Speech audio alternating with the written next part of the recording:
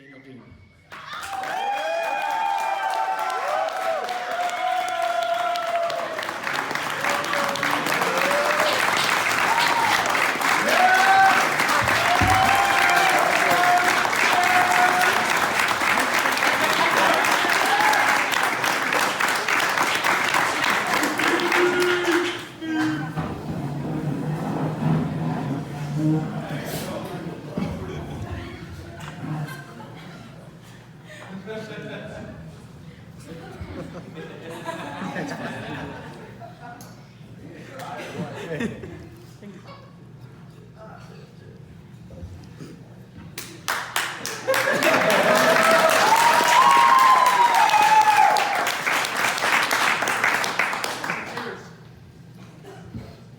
Has anyone ever had to hold up a midget while she was pissing in a porta potty?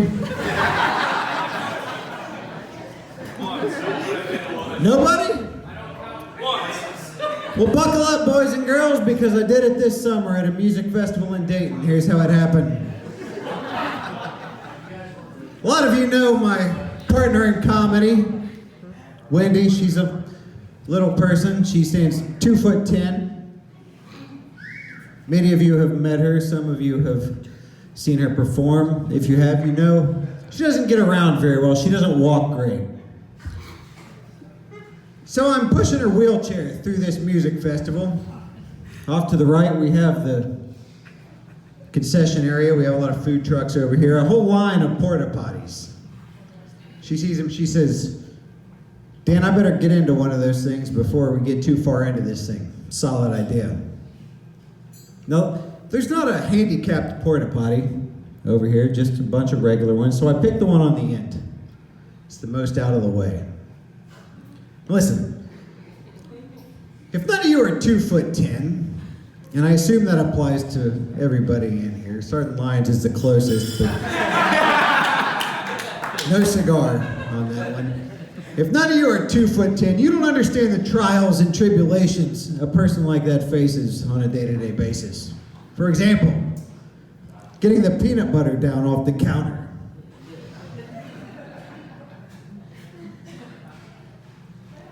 Turning the lights on so you're not wandering around in the dark hitting your head on the coffee table.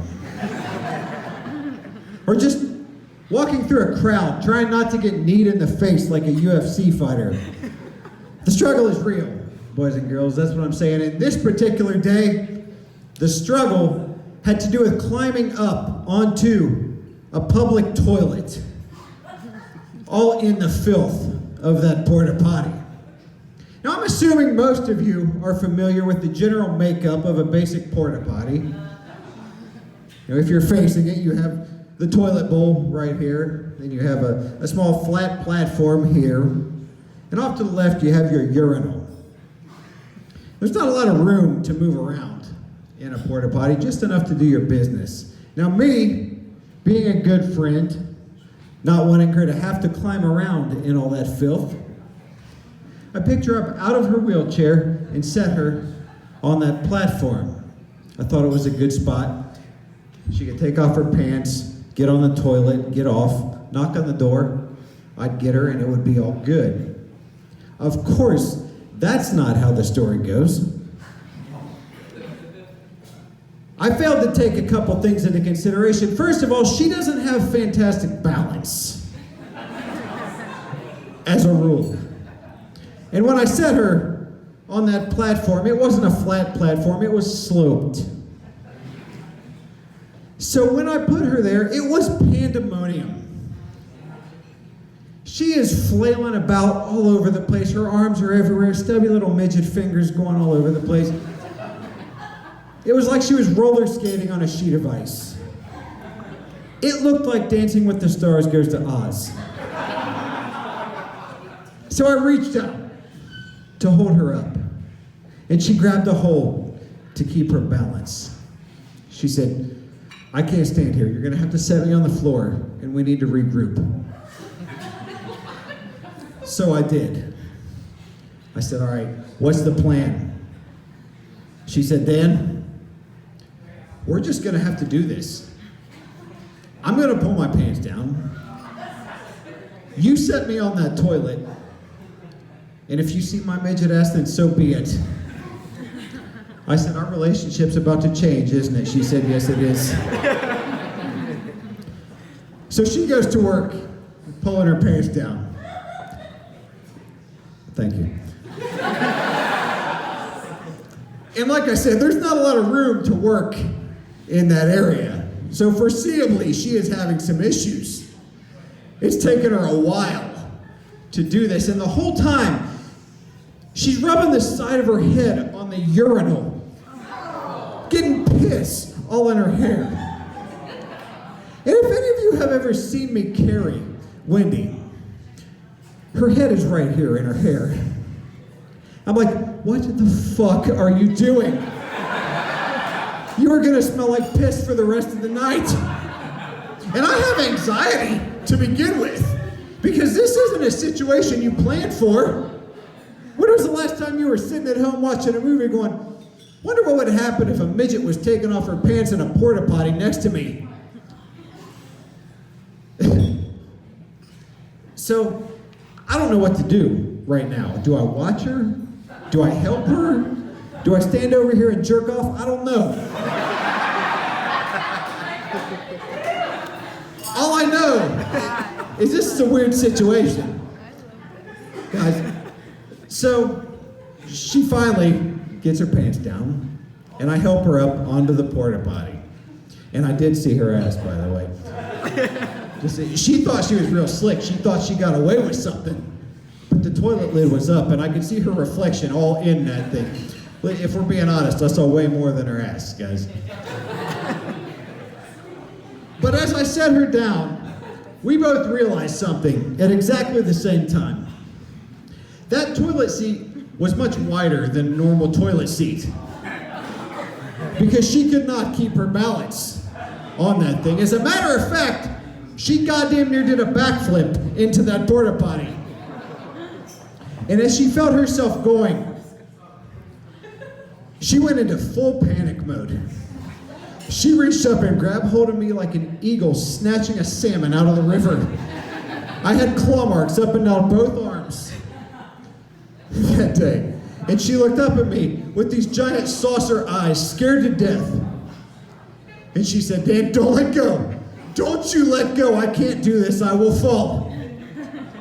And as she did, all I could picture at that moment was her climbing up out of that porta potty like a wet-ass Smurfette, dripping with blue shit water. And she rode in my car that day. I was not about to have that in my car. So I held on. I said, all right, what do you want to do? She said, listen, this has never happened before, but you're gonna have to hold me while I take a piss. I said, you're gonna have to hurry the fuck up because I didn't sign on for this bullshit. So I stood there and held her for about the next minute like this.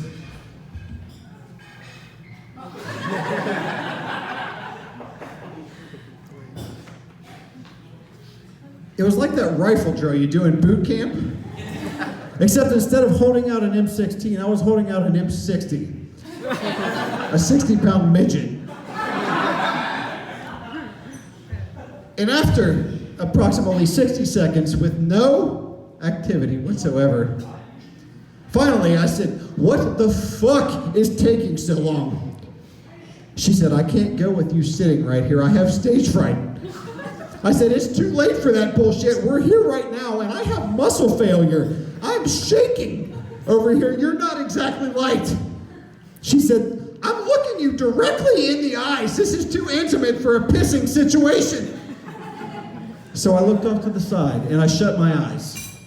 I'm guessing 2 minutes passed after that. And finally, after 3 minutes total of holding her there, I heard that sweet, sweet sound of the piss hitting the water. And you guys know what I'm talking about. When you've been holding it for so long, you've been squeezing, and it's excruciating, and it's painful, and you think you're gonna piss yourself. And finally, you experience that exquisite release. pure bliss. That's what I felt at that moment. That was the best piss I've ever had, and I wasn't the one pissing. So finally, she gets done. And I think we were both equally relieved that I finally got to set her down. And she pulled her pants up. Much easier than getting them down, I might add. And she looks up at me dead serious. And she says, "Dan, you can't ever tell anyone about this." I said, "I promise." I promised, and I kept that promise for approximately 7 minutes until I finished my Facebook post. Now, some of you are looking at me right now, going, "Sergeant Dean, what the fuck are you talking about? What does this have to do with anything?" Well, here goes. That day, she and I shared a unique experience. An experience that no one else can understand because they weren't there. All right, I can tell you guys what happened inside those 4 plastic walls that day, but you don't get it. You didn't experience the same trauma that she and I experienced. And because we shared that experience, we now have a bond that will last probably the rest of our lives. Whether we want to or not, we are going to be friends for a long time. Now, 135, you are in a room full of people with a shared, unique experience. These are the people that are going to be your friends for a long time. The people you're not going to talk to for years. And when you do, it's going to be like you were just in the same room yesterday. Because the unique experience that you share is one that normal people don't understand because they haven't done what we've done. Right? And as long as you are in the military, at some point, you will find yourselves in that proverbial porta-potty that we call life. You know, maybe you're missing your daughter's birthday for the 2nd year in a row because you're at AT. Maybe you lost a buddy, a teammate to an IED on your last deployment. Maybe it's something as simple as being heartbroken over a woman. At some point, we all feel like we're going to fall in that shit. And when that happens, you gonna be there to catch him?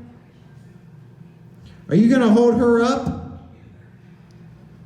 Are you gonna let him fall in that shit? It's not gonna be easy. It's not gonna be comfortable. Hell, it might be downright awkward and even painful, knowing that you have to hold her up while you yourself are suffering inside. But are you gonna let her fall? Absolutely not. You're gonna hold her up, and when all is said and done, you're both gonna come out stronger people on the other side with that unique bond that will hold for the rest of your lives. And if you feel like you are the person who is about to fall in that shit, don't be afraid to look up and grab a hold and say, "Don't you let go. Don't let go. I can't do this myself. I'm gonna fall." Because we get it. Your brothers and sisters, we understand. We've been there. I've been there. I get it. You're not alone. Sometimes life is that shit in that porta potty. And if you find somebody like that, somebody who's willing to hold you up when you can't do it yourself, don't let them go. You hold on to them, because that's hard to find. You're not alone. Sometimes life is that shit right there. And when it is, a lot of times everything hinges on having somebody there right next to you, willing to support you. So 135, I challenge every single one of you. Look out for each other. Hold each other up. And I know you will, because I've been there. I've stood next to you. I've seen you. I've watched you. I've listened. I know what kind of people you are, and that's just what we do. 135, this one's for you.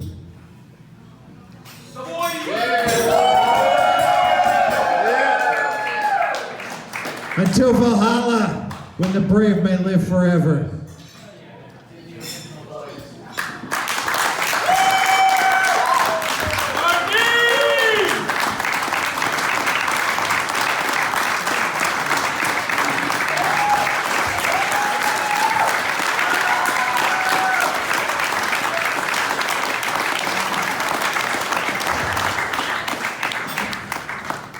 Because I got promoted into this unit 2008. I've been here a little while.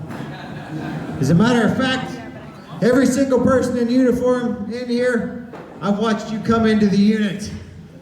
Now, I'm getting ready to retire. So every single one of you is going to watch me leave. This is probably the last time you're going to see me in uniform. And if that's the case, I just want you all to know, I'm proud of you. I'm proud to have served with you. It's been an honor. Sergeant Dean, out.